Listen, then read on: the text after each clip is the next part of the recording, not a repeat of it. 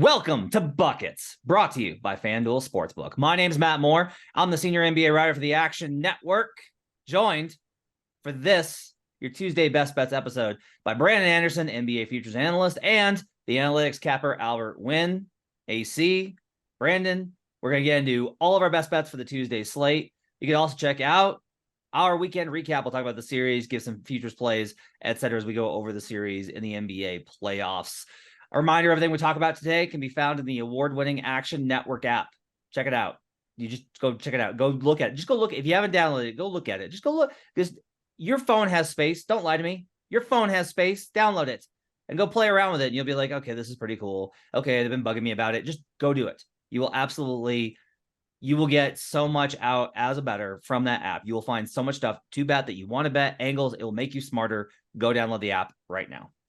All right, guys, as we always do, we'll go around the slate and list our best bets for the Tuesday slate. We do have two games in the NBA playoffs on Tuesday in the association. That's a lie. We do not have two games. We have more than that because I forget that they're stacking these games together. And I honestly forgot that the Hawks won game 3. So we have Hawks Celtics. Celtics are a 12.5 point favorite, totals 231. We have Nuggets Wolves. Nuggets are a 9 point favorite, totals 231.5. Clippers Suns. The Suns are 12 point favorites at home, totals 224.5. I have some numbers on these 3-1 series that I would like to go ahead and get into. But first, we'll do our best bets. Albert, what are your best bets for the Tuesday? Yes, I'm going to keep this one simple. They almost had a miraculous comeback or a choke job by the Timberwolves, depending on how you look at it in game 3 or game 4. But I like the Nuggets to bounce back game 5, first quarter, minus 2.5 points. All right. Nuggets first quarter for AC. Brandon, what do you like from the Tuesday slate? I like taking a night out on Tuesday. I think that's what I really like with these series. Let's wrap these things up. Give me the NFL draft clean on Thursday. I am going to play one, though, but I'm going to wait for the odds to get better. But right now, give me a money line on the Clippers, plus 575. I'm going to wait because I think if Kawhi gets announced out as expected, that line goes up. But give me the Clippers to win and keep it alive. Okay. Yeah, this is a rough slate for me to bet. I'm going to go with the under 231 in Hawks Celtics. I'm going to go with the over 221.5 in Wolves Nuggets. We're going to put those two plays on the board. I want to go ahead and get into this trend because I think it's really fascinating. As we kind of look at the game 5s in particular. So the first trend that I will go ahead and list is since 2019-20, when the team has covered, when the team has won the game outright, they are 270, 28, and 5 at 91% against the spread. Likewise, this also works. Basically, the trend here is, and Matt Mitchell is wanting me to mention this, like if you are a dog and you cover, you won outright. So you should play the money line. If you are a favorite and you covered and you won, you also covered, you should play the spread. Like that's been the trend consistently in all these kind of games. I did find an exception, and it turns out that it's 3-1 series game 5s. This is like a fascinating trend to me that goes against all these other ones. In that same time span, teams that are up 3-1 in game 5 are 5-5-1 against the spread, 9-2 straight up. So they win, but they've covered at a 50% clip. If they've won, they're only 5-3-1 at 63%. So that's a drop from 90% to 63%. Still pretty good. So if you think that they're going to win the game, you should go ahead and take them outright. You should go ahead and take a look at that. I think it's just notable here. Like, I think it's really fascinating that we're looking at essentially this whole like trend where teams that have, and this goes back and we go past the last 3 seasons, this gets a lot stronger. If you're up 3-1 in a series, you've won 63% of the time, but you've only covered since 2003 44% of the time. 32, 41, and 2. Like, think about this. You're going from like this historic like big margin all the way down to these teams win in this spot at 63%, but they only cover 44% of the time. To me, Brandon, this is indicative of an overall trend where essentially the market's like, okay, it's game 5. Sure, they get a game, but the one team's clearly better. They bump them. And like, I think the books are kind of, they're getting greedy here and being like, everybody's going to want to bet this favorite. We can bump this up and take a little bit off the margin. Plus, I think probably the money's just coming in and pushing those teams up as well. They're expecting big handles on the team to close it out. But I think it's very fascinating that if we look at a larger sample, since 2003, just a 43.8% clip ATS for the team up 3-1 in game 5. Yeah, I don't know if I can even call it getting greedy. I think it's just reading us, the bettors, properly. I mean, you know me, Matt. I look at these games and what do I want to do? Give me the alternate lines, right? Just give me the -10, -15, -25. What's the blowout? Well, you can't do that when the line started at -9 or -12 on these. Like, you want to play an alternate to win by 15? Okay, sure. +150. Enjoy. You know, like, you want to get a -20? We're not even going to list that one for you. Like, they know, I think, what we're looking for. So I don't know if it's even greedy as much as just like they know where the bread is buttered and where the money's going to come in at if they don't do that. So yeah, that was kind of the problem. The Tuesday theme is, if that's what I think, if I think a team is ready to roll over, and I've said that about the Celtics, not the Celtics, about the Hawks against the Celtics all series long, and we're in 3 spots here where there's really not much reason to believe, and there's the underdog team kind of has to feel like, okay, the season's a wrap, right? Like, we made the road trip here, but we kind of know, this has not been the easiest ride for any of these 3 teams. Where's the edge then? If you can't just go, give me the alternate 15, 20-point win, can you play just a quarter like Albert has? Can you play just first half? Do you blow out early in the half and then take it later? I don't know. I don't know if we know the answer to that. Matt, do you remember off the top of your head?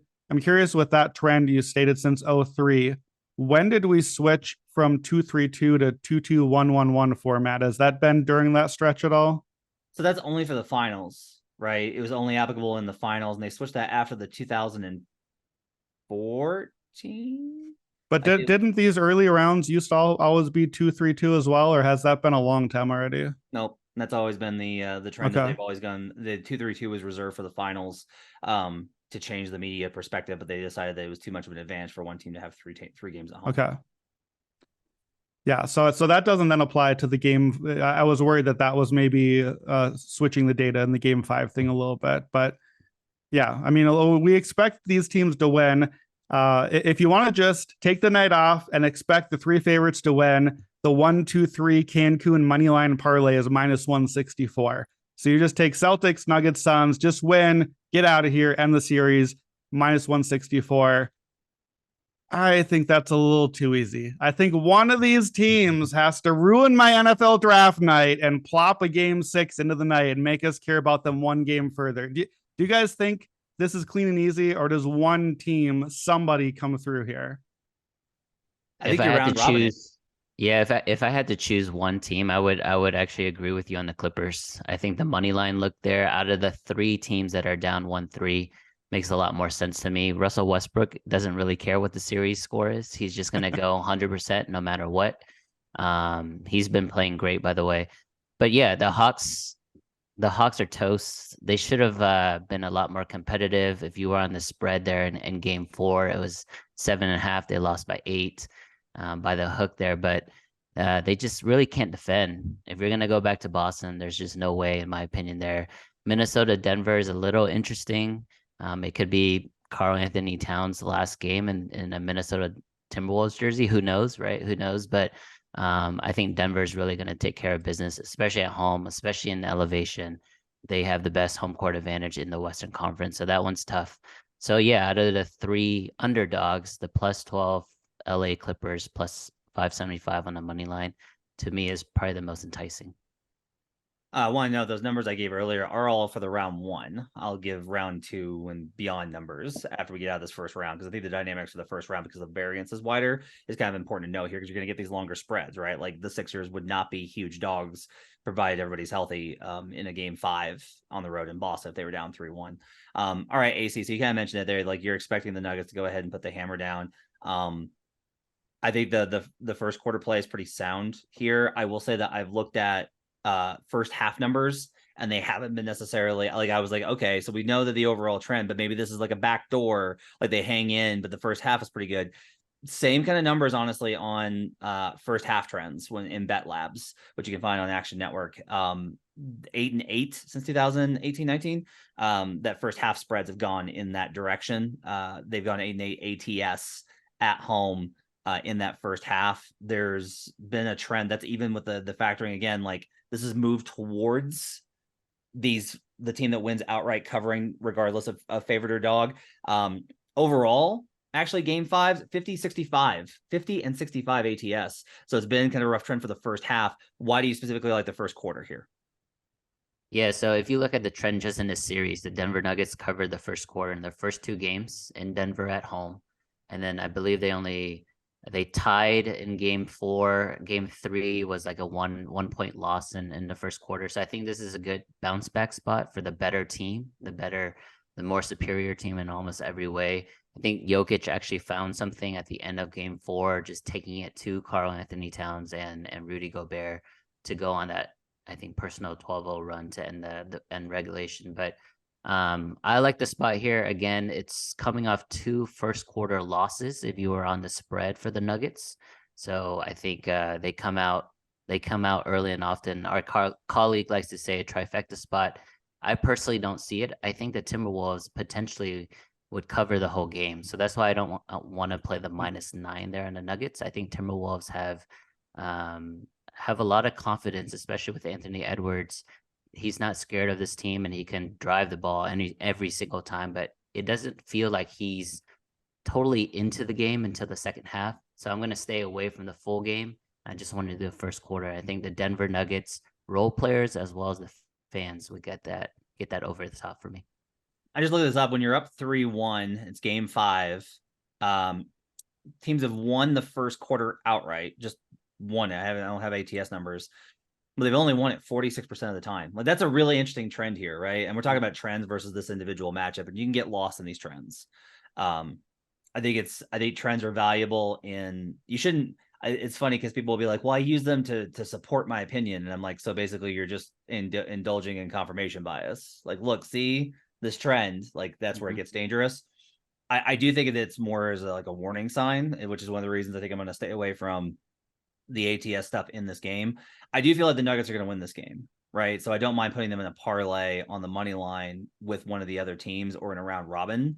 But I do kind of get concerned about it. Brandon, what's your feel on, as a diehard, true blue, unwavering supporter of the Minnesota Timberwolves, what's your feel on what the Wolves are going to give in game 5?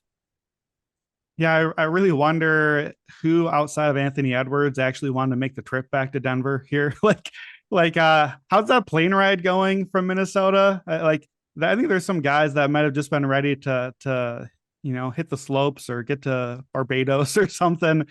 Ant's going to show up. Ant has been absolutely phenomenal in the playoffs. Both ends, incredible, everything that you can hope for in the future. Here's my question for you, Albert. So looking at the quarters in the series, the 2 quarters that have stuck out that Denver has really dominated have been the second and fourth quarters. Somehow, Denver's non-existent bench unit has been thrashing Minnesota, which I think says pretty much what you need to know about the depth of the Timberwolves team. So quarter numbers, you already said first quarter. Denver just straight up on the money line. Denver is 2-1-1 in the first quarter, plus 11 margin. Second quarter, though, Denver is undefeated, 4-0. Plus 25, plus 5 or better in every second quarter. Fourth quarter, 3-0-1. They tied one of them, but they're plus 20. Fourth quarter, I don't think we want anything to do with. If we expect this to maybe be a blowout, whatever. But why not play the second quarter? If Minnesota hangs around a little bit, that trend Matt had would support it. And then maybe Denver kind of continues doing what they're doing. Second quarter line is -2.5 as well. What do you think about waiting a quarter on that? Or do you rather just get in and get out? No, that's a great question. I think a lot of it's just the way my principles when it comes to betting is really bucking the trend. I'm very contrarian. So when it comes to just the 4 first quarter spots already in the first 4 games against the spread, it's been Denver, Minnesota. And so for me, I'm not going to ride the trend there, right? Our colleague Raheem Palmer says catching a fallen knife. I definitely don't believe that. I also think I'm just more confident in that first quarter because I know Matt can probably attest to their rotation minutes better than me, but I know Jokic is going to play at least 10 minutes in that first quarter. Yep. Jokic plus minus numbers are insane. Game 1, he only played 28 minutes for the entire game, but he was phenomenal in those 28 minutes, not stats wise, but the way he impacted the game. And so I'm always just going to err on the side of the superstar that I back more often. So if we're thinking about Jokic and Ant-Man here, which I think it's been a great one-on-one battle, I think Jokic elevates his teammates a little better. And I think in the first quarter with the home team, I think that's when your role players really step up. Nuggets Celtics is minus 240 on a parlay right now. So you're really you're having to pay even just to get them in a money line. So like, you're going to have to basically decide what you want to do with that last game is essentially what you're going to have to do. And we'll go to that right now. Brandon, I don't think Kawhi comes back for this one. I don't have any reason to think that he's going to come back for this one. Like, if they had said like, well, he tweaked his knee or he has knee soreness. Okay. He has a sprain. Kawhi Leonard, they're not going to clear him to play on a sprained knee. They're just not. I don't think they're going to clear him to play. Like, credit to Kawhi for playing game 2. It's one of the toughest performances we've seen from him. Phenomenal stuff. He was incredible, but then it started to swell. I don't have any reason to think that he's going to play in this game. Clearly, the line does not believe that Kawhi Leonard is going to play. No Paul George, no Kawhi at home. Suns with a chance to make quick work when they need to get this win because they're playing their starters about 1 billion minutes a game. Tell me why you like the Clippers in the spot. Yeah, I'm not really. This is not a Kawhi bet for me. I'm certainly not expecting Kawhi back, honestly, in the playoffs until we hear otherwise, because that's just what's been proven with Kawhi at this point. However, I think it's interesting that there are no props up right now as of Monday noon when we're recording. There are no props for Clippers players. All the Suns guys are theirs, no Clippers. That tells me a props better. We can't list these prices yet until we have confirmation. Now, I'm not saying that means Kawhi is going to play. That's why I wouldn't bet this price yet. I think that implies we might not actually be getting the no Kawhi price. We might still be getting the 1-2-3 Cancun price, and it might actually drift even further toward Phoenix once the Kawhi news confirms. So why Clippers plus 575? Plus 575 right now. And again, I think that number gets longer. Already, that's implied 15% to win a game. Here's my case. I've watched 4 games this series. At no point have the Clippers only had a 15% chance to win the game. They just don't. Like, nothing that I've seen from the Suns in the series makes me think that the Clippers, like 15% basically is saying the Clippers, if we played out the full 7, the Clippers would win 6 out of the 7. It's pretty close to what that number would come out to. And that's just not the series that we've watched. We have seen close back and forth. We've seen teams like go on a run when the jumpers fall, then the other team goes on a run. And we've seen really 4 games that were winnable for the Clippers that Phoenix, because they have KD and Book and CP, they hit the shots late. And Chris Paul has had, I think, really like 2 great quarters in the series. They just happen to both be strong fourth quarters to kind of put games away. And I know, look, that's what they are. That's what the Suns are supposed to do, is have those closeout. That's why you have CP and Book and Durant. That's the point. So the most likely scenario for my bet is that we get a close game. Like you said, Albert, Russell Westbrook doesn't care what the score is. He's the Anthony Edwards in this series. Like, he's just going to keep on coming at you. He's going to fight all the way.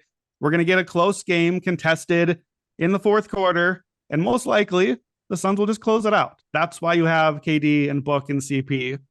But if I can have a close game contested in the fourth quarter, that means I have a chance to win.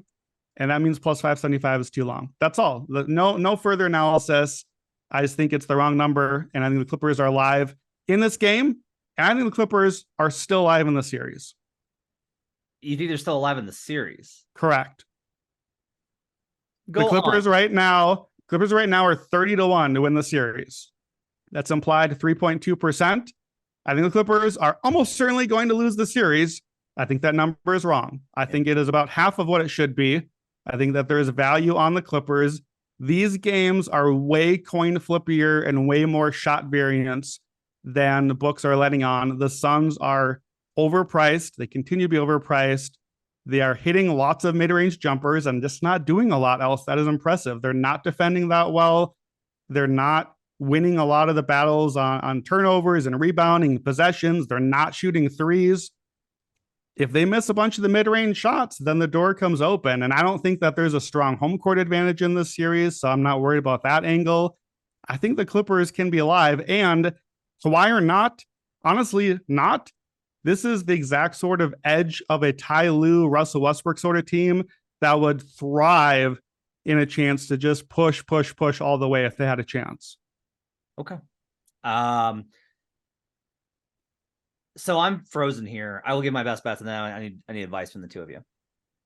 I'm taking the over in Nuggets Wolves. So the Nuggets are probably going to push pace in Game 5. They've done much better when they push the pace and really kind of get downhill on the Wolves. And when they do that, it helps them set their defense, and that makes their defense better. Now you say, like, well, their defense will be better, so the number will be lower. I don't know, because I think the Wolves are also figuring out the trigger mechanisms. The Wolves have gotten a little bit better versus the Nuggets defense every single game. They've started to figure out more and more and more. Anthony Edwards has gotten more comfortable in the pick and roll. Mike Conley's gotten a little bit more comfortable. Karl Anthony Towns actually did some stuff in Game 4. So, like, they are slowly kind of accumulating numbers here, where even if I think the Nuggets defense will be better, the baseline floor for the Wolves will be higher than it was in 1 and 2. This number is still really low. This is a 221 regular season numbers. I have this 229. So I'm willing to go ahead and go over here on that game. Hawks Celtics, I'll take the under, because I think honestly the thing that comes in here is the Celtics are like, all right, no more messing around. We got to get ready for Philly. And they come in, they lock down. I think Quinn Snyder deserves a lot of credit for getting Trae Young going when it looked like he was completely locked down. I do expect the Celtics to switch up some coverage and play a little bit more switch versus Young and be like, all right, let's live with some other stuff and contain him. I think DeJounte Murray's out because he bumped an official after the game. If DeJounte's out, you can say, like, well, that's a better defender for the Hawks. This is not a Hawks defense play. This is a Celtics offense play. So I think the Celtics probably just clamp down. Maybe I'll wind up taking the Hawks on a team total under. That might be the better play here. So those are kind of my plays on the totals here as we look at these. I need your advice though. Albert, my instincts have been poor in this first round, and I am trying to back off of betting in general in this first round and wait to the second round. I usually have one round where I'm terrible. Sometimes it's the first round I'm great, and the second round I'm off. This year it's been the first round has been horrible. If I'm wrong in both ones, I'm going to be in, bad shape. But my question here is, like, look, my leans here are like, all right, let's take Clippers Suns. This is a 12-point spread. So you're telling me that if Kawhi Leonard played, that the Suns should be 8-point favorites versus the Clippers? The 4-5 should be an 8-point favorite, or like 7.5. When, like Brandon said, when we've watched this entire series, that's ludicrous. Like, I agree with Brandon that the money line number is is by correlation wrong, and therefore the payout's better, so there's good return on that.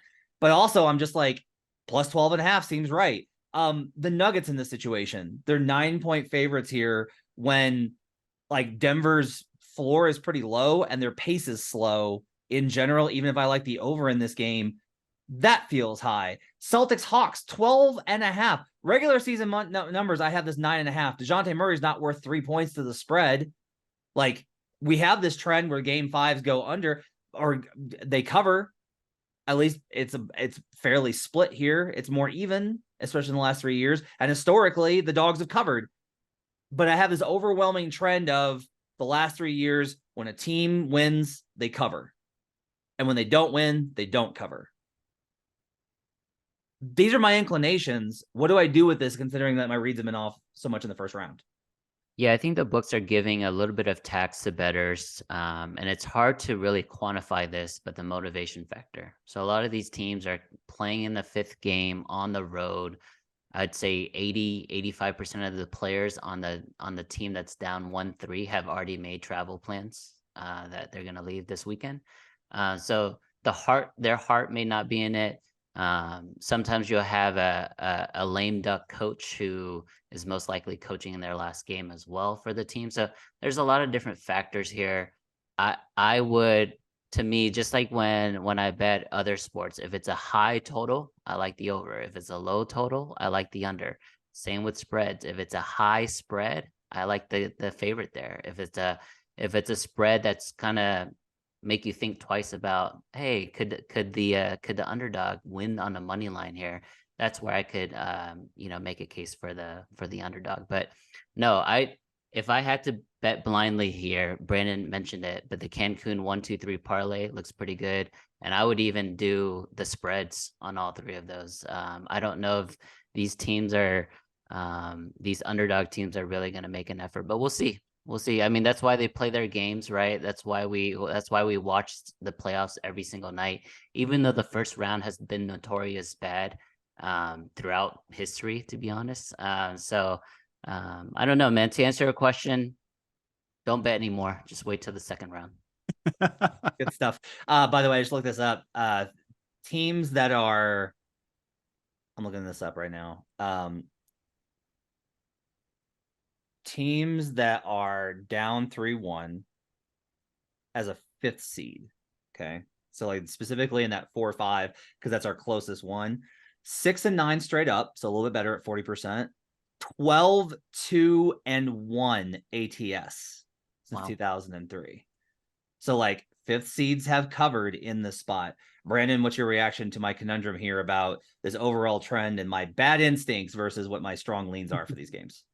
Yeah, and 6-9 is actually quite good, and that's got to be a positive ROI if you are 6-9 as the road underdog in that spot, the team down 1-3. I'm sure you must be winning there. So I think in answering your question about what do I do, you got totals here. My model says this, and we've talked about, well, my model is here. I can't get there on, here's my 221. The number is 214. I can't get there even as I adjust it.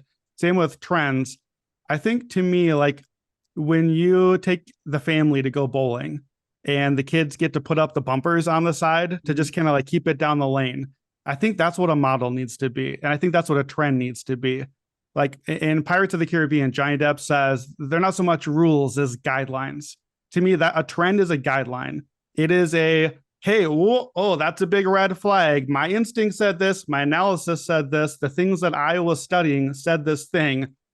But here's a trend that says the opposite thing. Okay, let me reevaluate. I'm not going to throw out everything I think, but let me say, okay, what is that trend saying? Is there something to that? Does it apply here? What's the context? What is it, a team by 2 or 5 or 10? Those things matter. And how does it hold up? Is it, like you said, first round or the whole playoffs, home or road? So I think it's important to have the model, have the trends, because they're bumpers, they're guidelines to help steer you back on the right path.